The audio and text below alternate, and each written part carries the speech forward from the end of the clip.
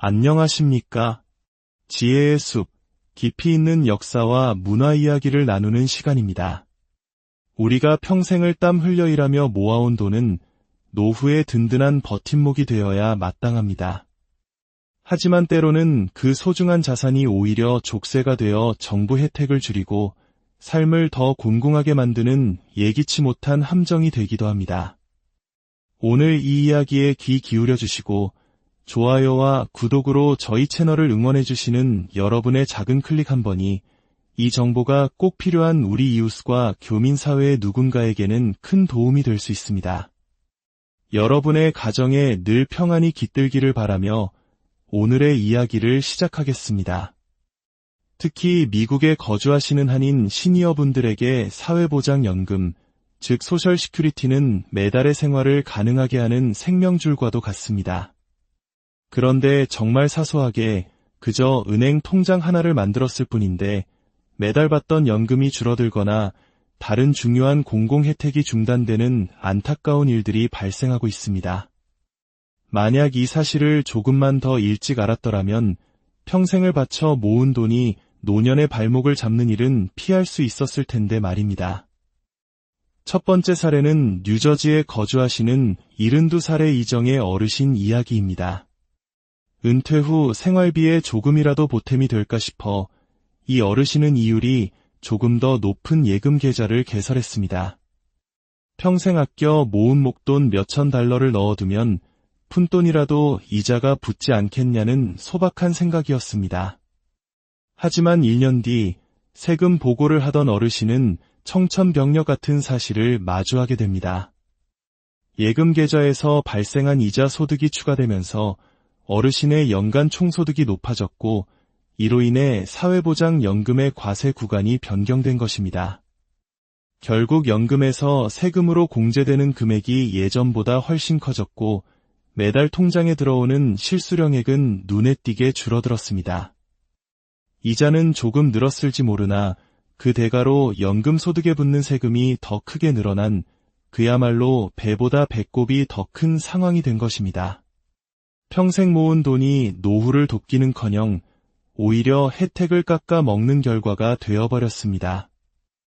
두 번째 사례는 캘리포니아에 사시는 69살 김영호 어르신의 이야기입니다.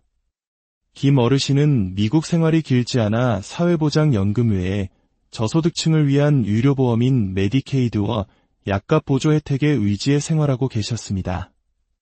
그러던 어느 날 자녀가 혹시 모를 위급한 상황에 대비해야 한다며 아버지와 공동명의로 저축계좌를 하나 만들자고 제안했습니다. 자녀의 효심에 김 어르신은 별다른 생각 없이 동의했고 그 계좌에는 자녀가 마련한 2만 달러가 입금되었습니다. 문제는 몇 달 뒤 메디케이드 자격심사에서 터졌습니다. 심사기관은 이 공동명의 계좌에 있는 2만 달러 전체를 김 어르신의 개인 자산으로 계산했습니다.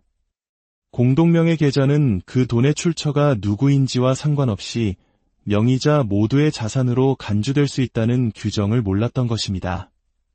결국 김 어르신은 자산 기준을 초과했다는 이유로 메디케이드 자격이 중단되었고 매달 받던 약값 보조 혜택마저 한순간에 사라졌습니다.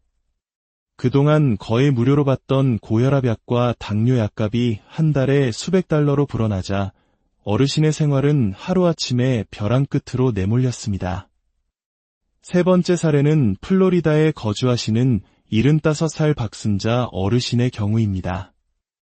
어르신은 젊은 시절부터 한국과 미국을 오가며 억척스럽게 살아오신 우리 동포입니다. 한국에 있던 작은 아파트를 처분한 뒤 그 돈을 혹시 몰라 한국의 은행 통장에 그대로 보관하고 있었습니다. 하지만 미국에서 세금 보고를 할 때 $10,000 이상의 해외 금융계좌는 반드시 신고해야 한다는 규정을 미처 알지 못했습니다. 고의가 아닌 무지에서 비롯된 작은 실수였습니다. 그러나 이후 국세청의 조사에서 이 계좌의 존재가 드러나면서 모든 것이 엉망이 되었습니다. 소득과 자산에 대한 전면적인 재심사가 이루어졌고 연금과 함께 받던 일부 저소득층 지원 혜택이 삭감되었습니다. 설상가상으로 어르신은 해외 계좌 미신고에 따른 상당한 금액의 벌금까지 부담해야 했습니다. 잠시나마 기댈 곳이라 생각했던 돈이 오히려 벌금과 혜택 축소라는 혹독한 대가로 돌아온 것입니다. 이 세 가지 안타까운 사례들은 처한 상황은 각기 다르지만 우리에게 매우 중요한 한 가지 공통점을 시사합니다. 바로 본인 명의의 은행 통장 하나가 사회보장연금, 메디케이드, 약값보조 등 시니어의 삶에 필수적인 혜택에 직접적이고 치명적인 영향을 줄 수 있다는 사실입니다. 미국의 사회보장 제도는 프로그램의 성격에 따라 소득뿐만 아니라 자산까지 매우 엄격하게 심사합니다. 특히 메디케이드나 저소득층 약값보조, 생활보조금처럼 자산 기준이 있는 혜택의 경우 소득이 아주 조금만 늘거나 자산이 기준선을 단 1달러라도 초과하면 혜택이 즉시 줄거나 중단될 수 있습니다.